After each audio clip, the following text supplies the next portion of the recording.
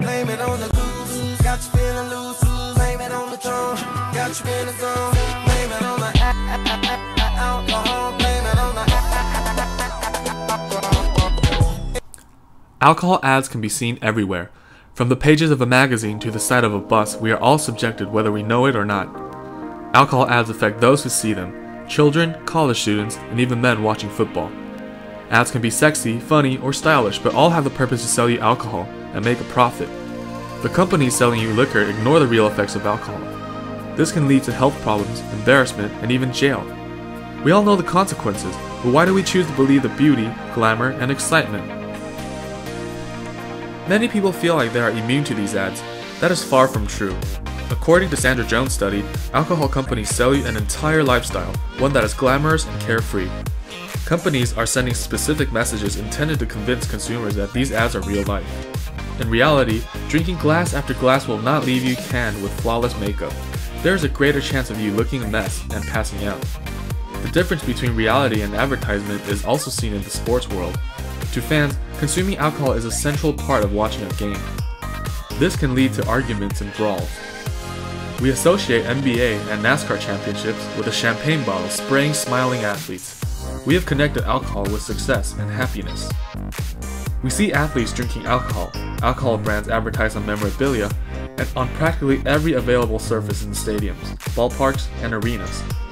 A recent study done by the American Athlete Institute found that 80% of college athletes in America, regardless of gender, sport, or age, admitted to consuming alcohol beverages in the past year, including during their sports season. One of the biggest weapons alcohol advertisers use to sell their products are celebrities. History shows that celebrity endorsements have been effective since the 1800s. This poster depicts popular baseball players in 1889 drinking Burke Ale. Research has shown that celebrities are viewed as credible to the general public. Therefore, whatever their face endorses sell. Oh, hi. I'm Jackie Moon. I drink one beer and one beer only. Bud Light. Young adults and children are targeted because they are most impressionable. Alcohol ads have had such an influence on kids that in one study, children recognize the Budweiser frog more than Smokey the Bear or Tony the Tiger. Bud Wines, Bud Bud Wines, Bud Wines, Bud Wines, Exposure to alcohol on television is often inevitable. Even Disney movies depict consumption. Missed, rejected, publicly humiliated. Why, it's more than I can bear. More beer? What for? Nothing helps. Hey, an actor's life is gay. It's great to be a celebrity. An actor's life for me. And the dummy fell for it. Hook, line, and sinker. Whether it be a celebrity or sports hero, society has come to see alcohol consumption as a normal, positive thing, thanks to the impact of advertisers. Gender stereotypes are created in alcohol ads using almost no words at all. They create simplistic and often unrealistic ideas of how men and women should look and act. The most common stereotype shown in alcohol ads is a hypersexualized female.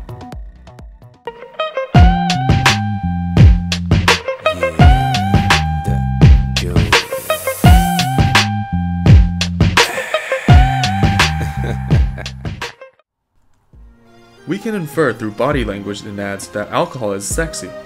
It makes women want to get it on, with you and other women.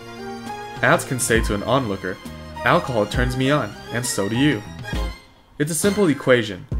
Me plus you plus alcohol equals sex.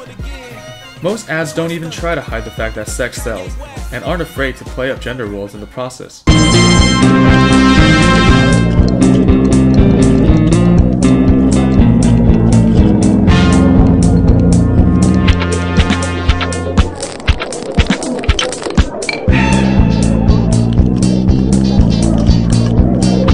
The dominant manly man is a stereotype we are all too comfortable with. Women serving men, man standing over women, man with lots of women. The ads even tell us that we can be manlier if we drink alcohol. He wouldn't be afraid to show his feminine side, if he had one. He is the most interesting man in the world. I don't always drink beer, but when I do, I prefer Dos Equis. If we drink, we can be the envy of everyone. Who wouldn't want to be that guy? Like any other story, there's always a flip side, and when it comes to alcohol consumption, things can turn ugly really fast. But why does this matter? There's often a gap between what we expect and what turns out to be the reality. This gap itself can be problematic when people are misled, when glorious becomes actually horrendous.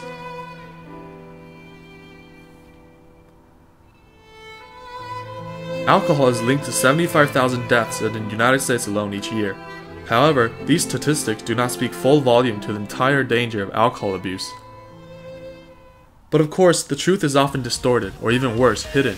After all, why would alcohol companies want to present the negative side? This is when the audiences need to open their eyes. The first step is awareness. It is more than important to be aware of the effects and influences these alcohol advertisers have on media and us as viewers. Knowing their existing effects over viewers, anti-alcohol commercials also aim to shape the audience's beliefs.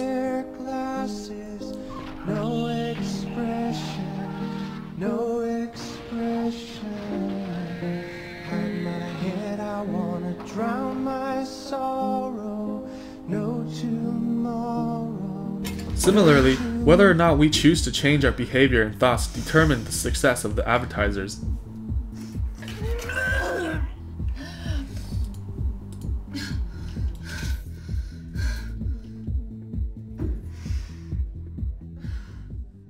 Adults have more responsibilities, that's why in college you don't really have a repercussion, I guess. I've seen a girl, like, her skirt like flipped completely the other way around because she was so drunk and she didn't know what she was doing, and she's just like, it's like the more you drink, the more hardcore you are, whatever. Hey, I heard you are a wild one. Ooh, if I took you home and be a woman, show me how you do. I wanna shut down the club with you. Hey, I heard you like the wild ones, wild ones, wild ones. Oh, I like crazy, foolish, stupid, probably going wild, fist pumping music. I might lose it, glass to the roof, how we lose it, lose it, lose it.